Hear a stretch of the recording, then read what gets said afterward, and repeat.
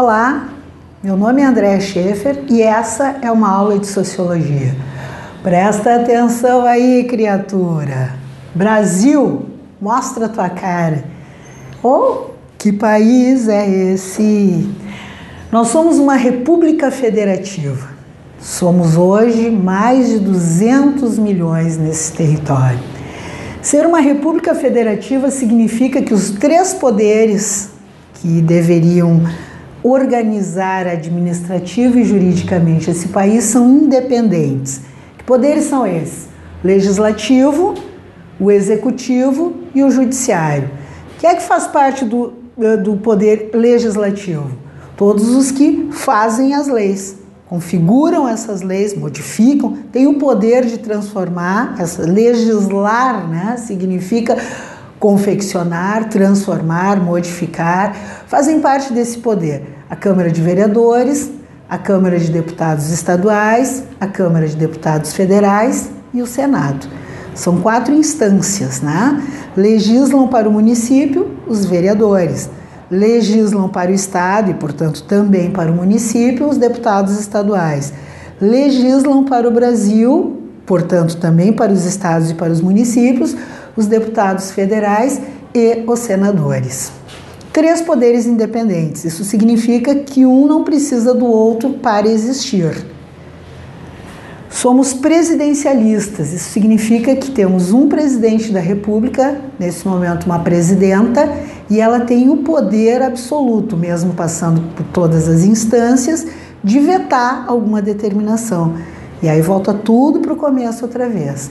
Nesse momento, temos no Senado a PL 4330, que cuida, né, da terceirização. Falaremos disso no momento oportuno. Mas presta atenção na terceirização aí. Presta atenção, criatura.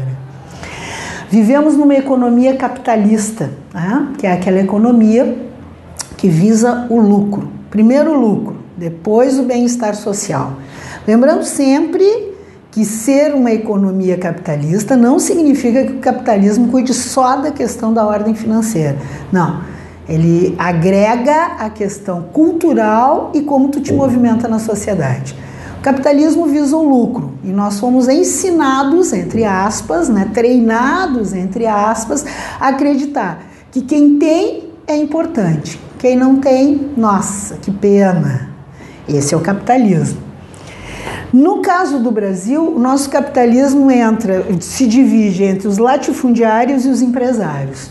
Latifúndio é uma grande extensão de terra. Latifundiários, portanto, são os donos da grande extensão de terra. Não plantam para a sobrevivência e o que plantam não chega normalmente na mesa dos brasileiros. É monocultura, uma única cultura, planta um único produto com vias à exportação, porque o que eles pretendem é o lucro. Assim como os empresários, latifundiários, donos da terra, e os empresários, donos das empresas, todos os tipos de empresas, das indústrias, das lojas que fazemos compras ou supermercados. Então, o dinheiro está concentrado, né? 90% do dinheiro brasileiro se concentra entre os donos, os grandes donos de terra, e os donos das indústrias, das lojas, dos comércios, que são os empresários.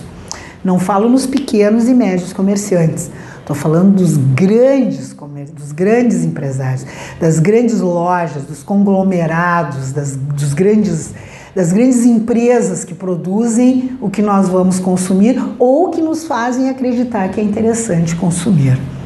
Estamos localizados no continente americano. O continente americano faz parte da América do Norte, América Central e América do Sul. Nós estamos na América do Sul.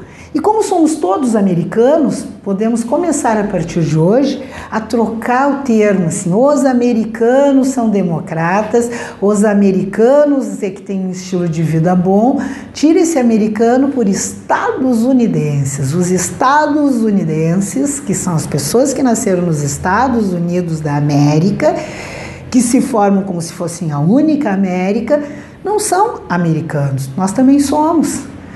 Nós somos sul-americanos e eles são norte-americanos, mas somos todos americanos. Importante saber disso, não tem uma América mais importante do que a outra.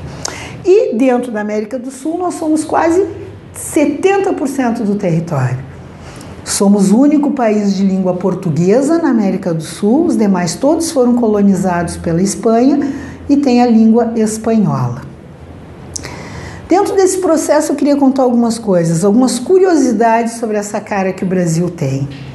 Quando os portugueses chegaram aqui, porque já sabemos que o Brasil não foi descoberto, ele já estava aqui há bastante tempo, encontraram apenas os povos originários.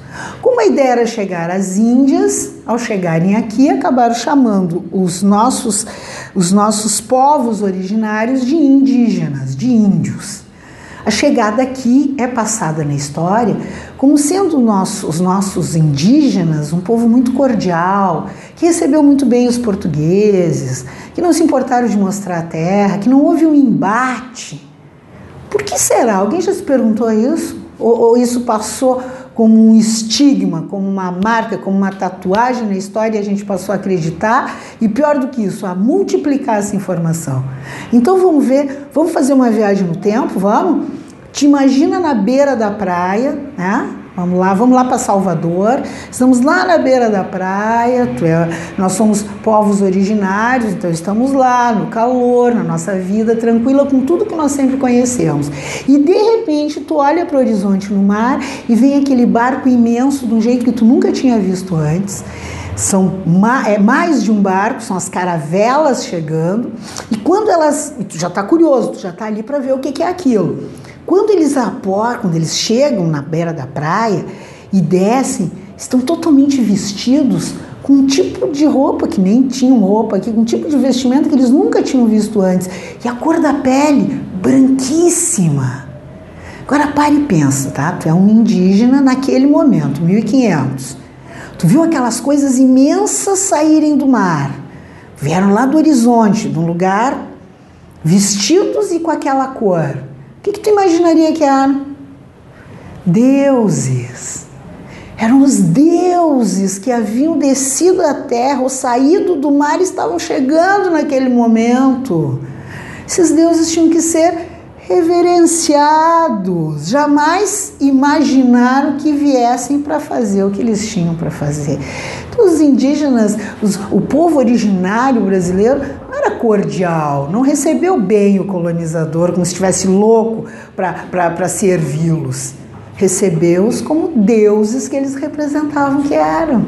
Isso não muda um pouco o aspecto principal disso tudo? E chegando aqui, podemos, sem problema nenhum, admitir que começa nesse momento, assim que eles chegam, visualizam, se organizam aqui, os portugueses, começa aí o princípio da corrupção. Nunca tinha se dado conta disso?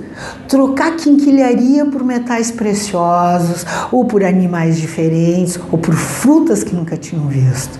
Ali já começa, né? Porque a corrupção é isso. É engambelar, é sacanear, é passar a perna. Esse é o princípio disso aí tudo, ó. Depois a gente vê um pouquinho melhor. Nessa chegada desses colonizadores, começa também o conceito de aculturação. Os brancos europeus chegaram, encontraram os povos originários aqui e decidiram que viver nus, com muitos deuses, não era uma coisa boa. Eles já vinham com a cosmovisão judaico-cristã. Só há duas possibilidades, e na concepção do branco colonizador, a deles era que era certa. E aí começa o princípio do conceito de etnocentrismo, quando uma cultura se julga superior, muito melhor do que a outra. Aí é que começamos a ver isso. Lá pelas tantas, a família real brasileira, a família real portuguesa, aliás, a família real portuguesa vai precisar fugir de Portugal, porque está em guerra com a França e Napoleão vai invadir. A família real portuguesa não vai ficar em Portugal para defender o seu povo, sai de lá com todos os seus nobres e os oficiais do exército e vem para a sede, né, para a colônia, transformando o Brasil na primeira colônia que vira sede de império da história da colonização. Ao chegarem aqui, já haviam portugueses, que já havia miscigenação com os povos originários, já haviam alguns negros, Já havia um povo que já tinha nascido aqui naquele momento. Só que a família real chegar aqui vai estabelecer o seguinte: eu não quero ser identificada com essa gente. Como é que se chama esse povo aqui? Ah, não tem nome ainda, né? É colônia, não tem. Quem nasce aqui a gente não sabe. O povo daqui chama esse espaço de Pindorama, terra do arco-íris. Não sei. Família real, dá uma olhada, volta. O que a gente está tirando aqui de melhor? O que está saindo melhor? Ó, o que está rendendo bastante aqui é uma árvore, que a gente nunca tinha visto em lugar nenhum, de uma madeira muito forte, boa para construções navais, e da onde se tira uma cor para tingimento, para pintura maravilhoso, que é vermelho. Os originários daqui, os indígenas, chamam de pau-brasil. Talvez a gente pudesse chamar isso aqui pau-brasil, que é um pau de fogo, né, por causa da cor avermelhada. Isso está nos rendendo bons frutos. Talvez esse lugar aqui pudesse ser conhecido, então, como pau-brasil, como Brasil. Mas como é que nós vamos chamar essa gente? Então, ocorreu o seguinte: em Portugal existe um sufixo que determina coisas que são menos importantes. Por exemplo, se tu fazes a faculdade de publicidade, vai trabalhar com marketing, propaganda, tu és um publicitário. Se tu não fez e por conta está fazendo isso, tu é um marqueteiro. Se tu tens um comércio institucionalizado, tu és um comerciante. Se tu vende de porta em porta lá na sala da tua casa, tu é muambeiro. Se tu mora numa zona nobre, né, tu é um habitante daquele bairro, tu é um cidadão daquele bairro. Se tu mora nas periferias, nos bolsões de pobreza, costumam te chamar de maloqueiro. Pois bem, então pegou-se o nome da árvore e acrescentou-se o sufixo que significa menos. E assim nasce o termo brasileiro. Por que a gente precisa saber disso? Para ficar mais chateado ou triste ainda com tudo que a gente já sabe? Não, porque só se tu souberes de onde tu veio, tu para de banalizar o dia de hoje e de repente tu transforma o que vem por aí. Brasileiro começa assim, mas não precisa terminar. Já conhecemos, entendemos o princípio? Bora lá modificar o resto. Presta atenção, criatura. Entra lá no canal do YouTube, entra no canal do Aula D, te inscreve, porque esse tipo de coisa ainda não está nos livros. Até a próxima.